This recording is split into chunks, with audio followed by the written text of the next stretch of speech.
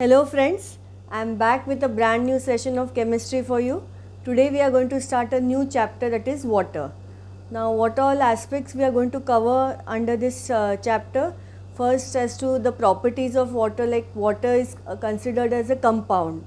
Then water is a universal solvent. Why water is a universal solvent? Then concepts of solution, components of a solution, what do you mean by dilute and concentrated solution, then a saturated and unsaturated solution, then a new concept, that is the solubility and solubility profile of certain compounds we are going to see, then the properties of efflorescence, deliquescence and hygroscopy.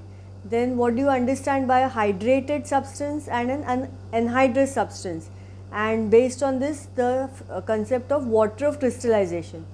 Okay, and lastly the difference between a drying agent and a dehydrating agent, and hard water and soft water. Okay, so all these aspects we are going to discuss today.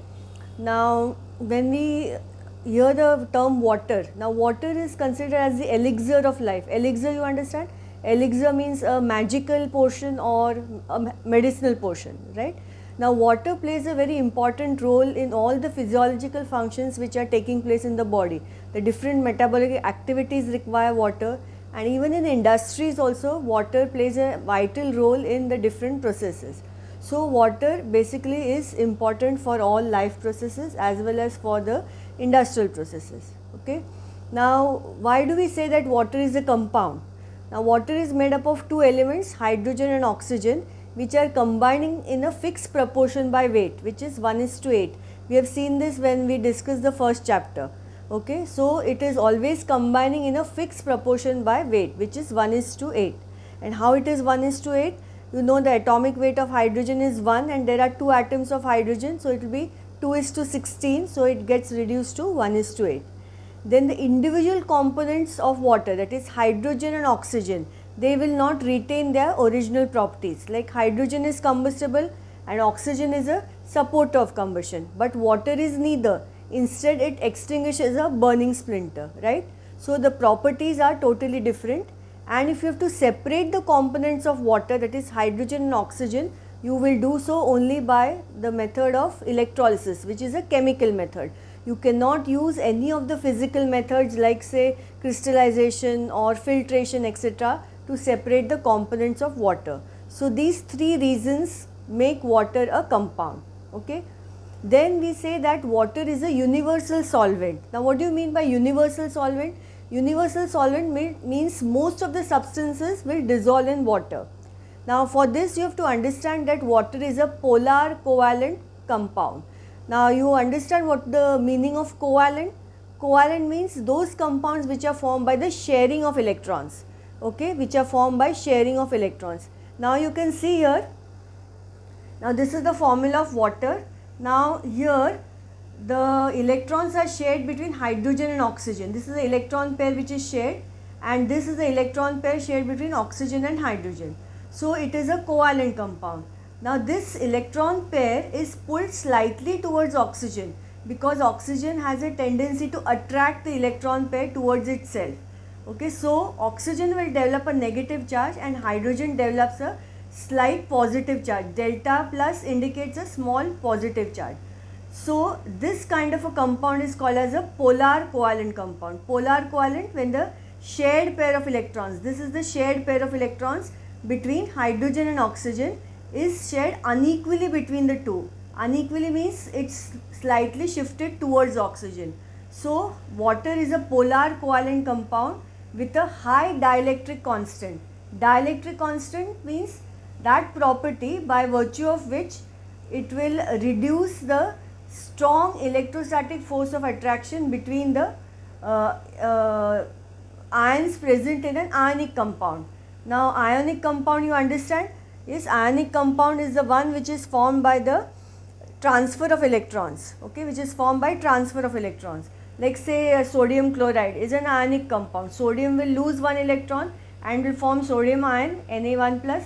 Chlorine will gain that electron and form Cl1 minus, right?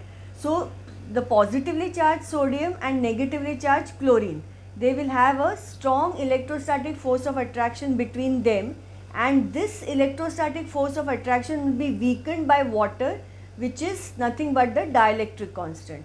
So once that force is weakened, what will happen? Ions will be freely present in the solution and they will readily dissolve. At the same time, water can dissolve certain inorganic substances, certain organic compounds like say proteins, alcohols and some gases. So because of all this, we say that water is a universal solvent. Okay, so this is an important give reason that water is a universal solvent. So the key words of the answer will be first polar covalent compound with a high dielectric constant, and you have to explain what dielectric constant is. Okay, then considering this next aspect, that is solution. Now what do you say, how do you define a solution? Now solution is a homogeneous mixture of two or more components, now whose proportion can be varied. Okay, whose proportion can be varied. Now the two components of any solution are generally a solute and a solvent. So the substance, solute generally is the substance which is added to the liquid medium and which will form the solution, and solvent is generally the liquid medium which is usually water, yes, which will dissolve the solute to form the solution. So a solution you can say is formed of solute and solvent. Okay, now depending upon the quantity of the solute and solvent present, yes, depending upon the quantity of the solute and solvent, you can classify them as a dilute solution and a concentrated solution. Now you all know what a dilute solution is. So a dilute solution is the one in which the concentration of the solute will be in a lesser proportion as compared to the solvent. So you have lesser quantity of the solute in a dilute solution, and concentrated solution is the one in which the concentration of the solute will be in a higher proportion. Okay, so that is the difference between a dilute solution and a concentrated solution. Now another term, what is called as an unsaturated solution and a saturated solution. Now unsaturated solution is the one which will hold more amount of the solute in it, yes, at a given temperature, whereas saturated solution is the one which will be no longer able to hold any more amount of the solute in it. Okay, sometimes you say that no, I am saturated, yes, so you are not able to understand or decipher anything, right? Same way, it's related to the solution. Here in saturated solution, it is not going to accommodate any more quantity of the solute, whereas unsaturated will be able to take more amount of the solute. So if you are cooling an unsaturated solution, no crystals will come out of solution, whereas if you are cooling a saturated solution, some amount of the crystals or the solute will come out of the solution. Okay, is it clear? So unsaturated solution and saturated solution. So you can be asked to differentiate between these two, dilute, concentrated, unsaturated and saturated. Okay, is it clear? Now we will introduce a new term, that is solubility. Now when you say solubility of a particular solute, yes, what do you mean by solubility? Means its ability to dissolve in a particular solvent, right? Its ability to dissolve in a particular solvent is the solubility of that particular solute.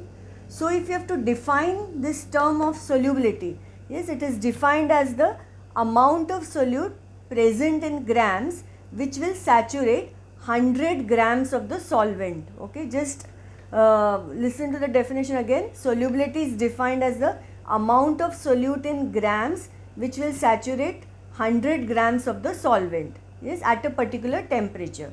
Okay, now when we are studying this solubility, we have to study what is the effect of temperature on the solubility.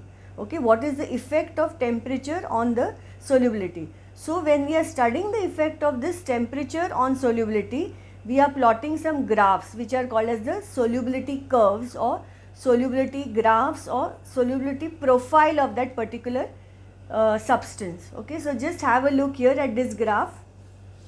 Okay, now on the x-axis we have plotted the temperature, and on the y-axis it is the solubility, grams per 100 grams. Okay, this is solubility in water. Now you don't have to draw the graph to scale, it's a rough graph, so approximately only you should know that is which curve is for which compound. Okay, now see in this case you are increasing the temperature. Yes, how much ever temperature you are increasing, 70, 80, 90. See, there is not a much difference, rather the solubility is decreasing. So this particular calcium sulfate curve, or rather calcium sulfate salt, the solubility decreases with increase in temperature. Okay, so you can observe this curve here. The solubility is decreasing as you increase the temperature. So this is example of the substance whose solubility decreases with increase in temperature. Okay, clear? Now observe this curve here. Now this is potassium nitrate. Now it starts from here. Now you have increased the temperature, just say 20, 30. Yes, around 40 here. Now the solubility has increased almost to 150. Right? If you extrapolate and see, the solubility has increased almost to 150. So this is the curve for potassium nitrate. Now same way observe for lead nitrate. Now it starts from here and there is a sharp increase in the solubility, 140, as you increase the temperature.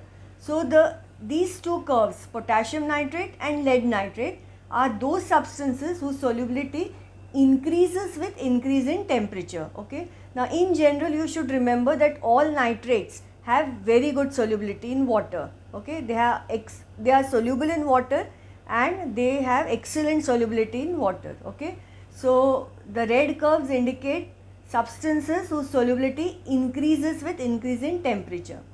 Now observe this curve. This is for sodium chloride. Now if you observe, you are increasing the temperature but there is not much difference in the solubility. So this you can say that solubility increases very slightly or remains almost independent of temperature. Okay, so three types of substances we have seen. One whose substance solubility decreases with increase in temperature, solubility increases with increase in temperature, and solubility increases very slightly or remains almost the same with increase in temperature. So these examples are very important. Generally for name the following etc. they do ask, or they can give you the curve, yes, and ask questions based on the curve. So what does this indicate? This curve is for what? So you just have to observe the curve.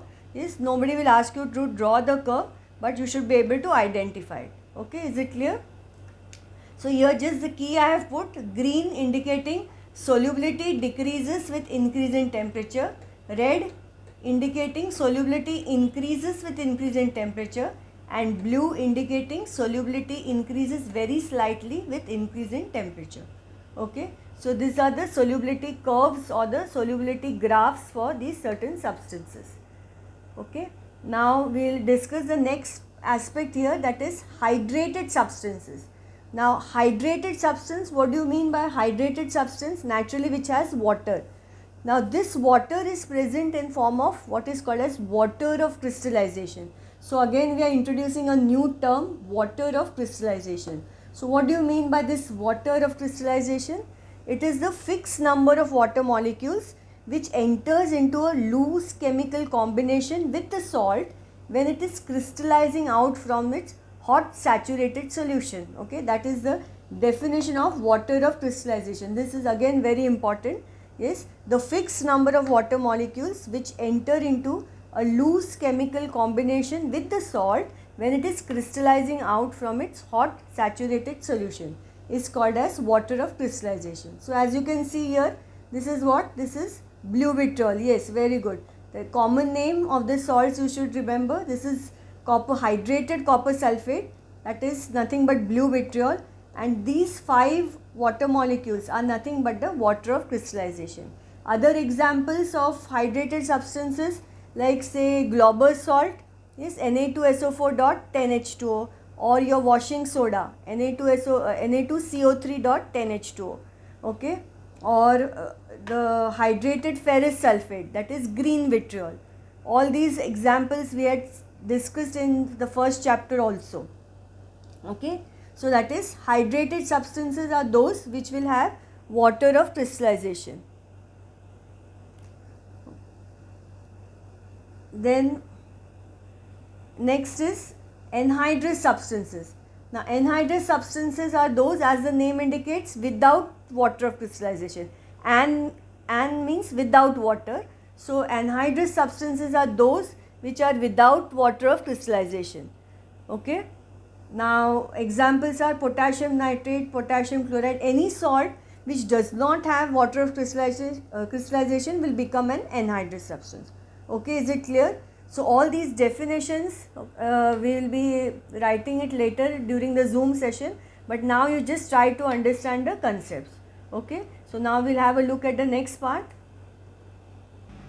Okay, now continuing. Okay, so now continuing with the properties of water. Now certain salts, first is efflorescence.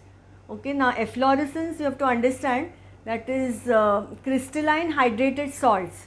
Now we had just discussed what is a hydrated salt, the one which has water of crystallization. So crystalline hydrated salts, when they are exposed to the atmosphere, they will lose their water of crystallization either partly or completely and turn into the amorphous stage. Okay, so that phenomenon is known as efflorescence. Okay, so again we will see the definition of efflorescence, that is crystalline hydrated salts when exposed to the atmosphere lose their water of crystallization either partly or completely and turn into the amorphous state is known as efflorescence, and the salt is called as an efflorescent salt. So examples of efflorescent salts are blue vitriol, copper sulphate dot 5H2O, that is blue vitriol or hydrated copper sulphate. Na2CO3 dot 10H2O is washing soda. Okay, or your Glauber's salt Na2SO4 dot 10H2O. So all those are efflorescent salts. So the crystalline nature of the salt is mainly because of the water of crystallization present in them. The moment this water of crystallization is lost, yes, it will turn into a white amorphous powder. So if you consider this blue vitriol with the water of crystallization and without the water of crystallization. So when it is having the 5 molecules of water of crystallization, the color will be blue and it is hydrated. Now when these 5 water molecules are lost, which can be due to efflorescence or even if you heat it or you add say sulfuric acid to it, that also will take the water of crystallization, then it will turn into a white powder and it is amorphous. Okay, so that is the difference with the water of crystallization and without the water of crystallization. Now next property is deliquescence. Now deliquescence you have to understand, that is water soluble salts when they are exposed to the atmosphere, they will absorb moisture from the atmosphere, dissolve in that absorbed moisture and change their state. Okay, so how is it different from efflorescence? Here efflorescence is losing its own moisture, whereas deliquescence, it is absorbing moisture from the atmosphere. Okay, so deliquescence, that is water soluble salts when they are exposed to the atmosphere, they will absorb moisture from that atmosphere, dissolve in that moisture and turn into the liquid state. So it will change its state from solid, it will become liquid. So phenomenon is called as deliquescence and the salt will be called as a deliquescent salt. Okay, clear? Now examples are NaOH, KOH, ferric chloride, calcium chloride, magnesium chloride, all are deliquescent salts.